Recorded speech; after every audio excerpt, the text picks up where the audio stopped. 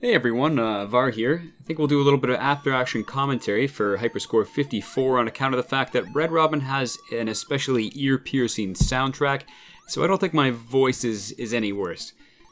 So, this is Red Robin. This is picked by 007. It's an exceptionally obscure Italian title. It looks like a platformer. I guess you can call it a platformer.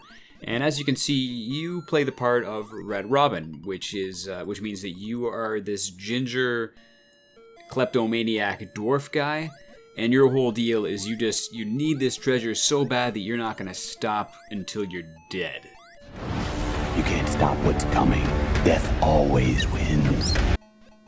So once again, you're Ron Howard collecting the treasure. You just gotta move right, jump in the air, get treasure, keep going until you're out of lives. There's a few obstacles in your way, of course. There's the skulls on the ground, which if you touch a skull, you become poisoned. And while you're poisoned, you can't pick up any treasures. And if you touch another skull while you're poisoned, you die. And the only way to become unpoisoned is to pick up the blue antidote or to go super by picking up the Italian flag. While you're super, you can actually pick up skulls for 50-point bonuses, or you can just walk through enemies, much like if you had the Mario Superstar. Basically, you're invincible for, I think it's 5 seconds. And that's your best opportunity to rack up points like mad. And probably the best strategy when you do get super, which you see me employ here every single time, is just turn into this little ginger bulldozer and just crush everything in your path as far forward as you can. And just keep going. Make a safe space for yourself. Clear out as much of the level as possible. And get what you can treasure-wise as you're doing this. But the key thing is to clear the danger in your path, and then if you need to, you can backtrack. And it's not really until the later levels that there's any risk involved at all with this strategy. It's just in the later levels as you backtrack, really only inside the castle, which you'll see kills me a few times, as there's a few enemies that can cause you trouble. So we're already on the second run through now. Basically, you want to get about, say, 45,000 per run-through is a good number, a good average. That's a good score. The first run-through is really easy. The monsters are dumb as shit. There's really not a lot to worry about. Second run-through, you get a little bit of variation in the level layout. A few things that you just have to remember, like in the first level of the second playthrough, you have to remember that there's an owl where there wasn't before, and if you look before you leap, you'll die every time. Things like that. But in general, it's just an extra layout that you need to memorize, and then a few more skulls here and there. It isn't really any harder than the first one beyond that.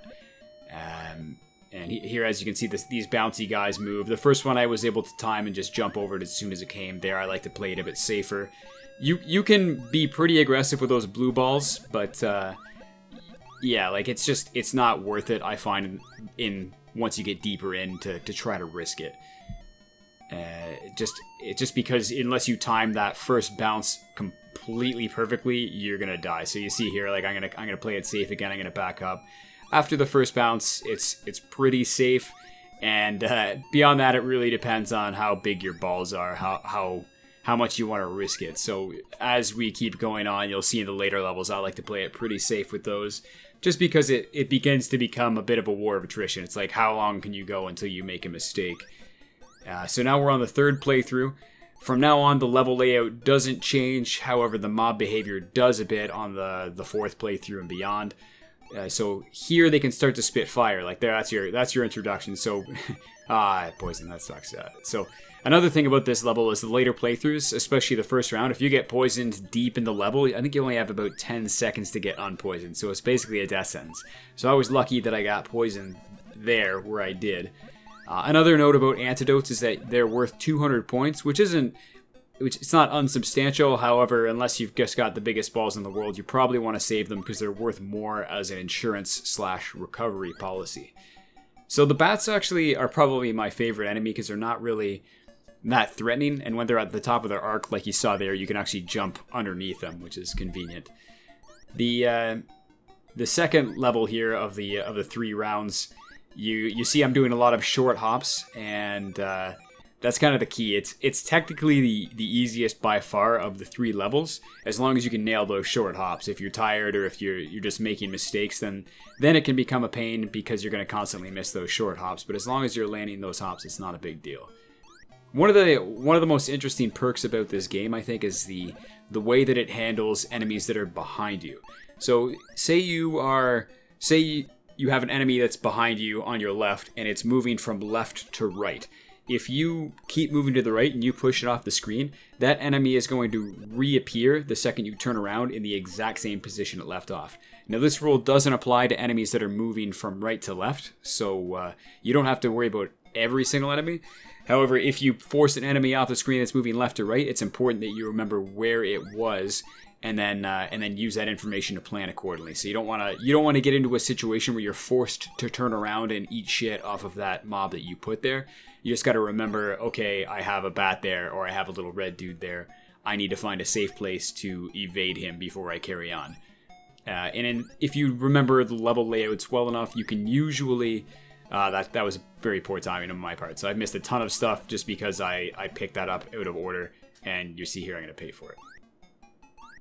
This specific run of the third level, after you pick up the super flag, is pretty critical. I'd say this is probably the most challenging part of the game, because if you miss anything once you're on the fourth playthrough and beyond, it's really whorish to backtrack here. Those ghosts are snipers, and it's really, once you get used to it, they're not that bad. You just have to know they're there and be prepared for them, and try to remember exactly where it's going to happen. As you see here, my reaction time was pretty bad for when I play this, and I think I make the same mistake 2 times in a row, which is embarrassing. But they do come fast. There isn't really much time to respond, so you have to anticipate and or go. You can even go a little slower. Like, really, once you're on the 4th playthrough, the bulk of your points aren't going to come from there it is. Aren't going to come from round bonuses. They're going to come from your completion bonus, because every single time you finish all 3 levels, you pick up the treasure chest, which increases the value of it by 2,000 every time you clear the 3 levels. So you go 2, 4, 6, 8, and it just keeps getting better and better and better as you go. So this, in the early game, it's not really a big deal. Like, you want to get your speed bonuses as much as possible, but in the late game, it's all about playing it safe and getting those treasure chest bonuses, because they make a huge difference. I mean, it's worth like an entire level and beyond the farther you go. And there's really no need to rush in the late game. Like you see here, I'm being exceptionally careful, taking my time. These red guys, they can be a wild card. Sometimes they hang on to that fire shot for a really long time, and it's frustrating. Like, you can't. It's not safe for you to advance until they've shot their fire, and sometimes they'll shoot it right away, like you saw them do there. Like, you have to be prepared for anything with those guys. So now we're on the 4th playthrough, and this is the same as the 3rd playthrough. The only difference is that the red guys now, they can turn around, like you saw him do there. Now, there's an interesting break in the rules, like I mentioned before, how if an enemy is moving from the left to the right, they'll reappear. That isn't the case for these red guys. So if a red guy has turned around and he is coming from left to right, if you push him off the screen after he's turned around, he's not going to be there anymore when you turn back. So it isn't quite as difficult as it seems. You just have to remember they will turn around, so don't jump over one and assume that you're safe. Like, you're going to want to try to plan these red guys in the 4th stage and beyond, such that you can not only clear them, but clear them and push them off to the left, like you'll see I do with this guy here. So I'm going to bait the fire, and I'm moving further back because I know everything behind him is safe, so I want to be able to just book it like that. So as long as you have room to keep running, you're safe, and they don't really add that much of a challenge, except that you need to strategize around them. And then other than that, this is really all the same from here on out. It's just short hops on level 2. Interesting note about that flag there is every single time you pick that flag up while jumping from right to left, an additional red dude will spawn, and you'll land right on top of him and the skull that's behind that flag. So it's like an extra free 600 points, which is it comes in handy and it adds up fast. And you don't sacrifice anything by doing it. You basically get that kill, keep moving right, you'll get all the other kills and bulldoze like I did there. And I think this is as far as I'm gonna make it here. But you can see it's the same layout. There's 2 ways to approach that first ball. You can either be very fast in the level, trigger the ball, turn around and face the other way, and you'll have a ghost come from behind you and drop an egg that won't hit you. Or you can do what I did there and let the ball come and do a short hop over the ball and let the egg fall in front of you.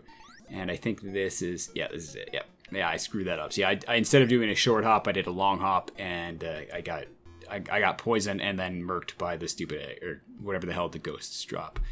So this isn't the winning run. I think the winning run was 182,000 or something, but you get the gist of it. It's the same thing every time, and it's very well polished. There's a lot of planning and thinking, and it's not there isn't a whole lot of randomness to it, which is it's interesting because it's very skill intensive, but also very strategy intensive, which I'm not used to seeing in a lot of games from this era. So we're pretty happy with this title, and we hope you enjoyed watching this, and hopefully you'll join us on the next Hyperscore challenge, which is Contra.